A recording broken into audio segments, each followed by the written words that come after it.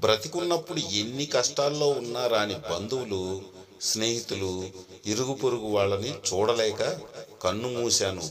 హాయిగా తలస్నానం చేశాను. నన్ను ఎవరూ చూడొద్దు అని ఎవరిని చూసి వణకకుండా తెల్ల దుప్పటి కప్పుకున్నాను. నలుగురికే నా బరువును మోసే బాధ్యతను ఇచ్చాను. గొడుగు పట్టినా, పూలు చల్లినా, డబ్బులు చల్లినా పట్టించుకోలేదు. ఎవరి ఏడుపులు వినిపించకుండా డప్పుల శబ్దాన్ని మాత్రమే విన్నాను. ఏ బంధాలు లేవు. ఆఖరికి నా మొలతాడు కూడా తెంపేశాను. నాలో ఉన్న కామ, క్రోధ, మద మత్సర్యాలను కుండలో పోసి పటాపంచలు చేశాను.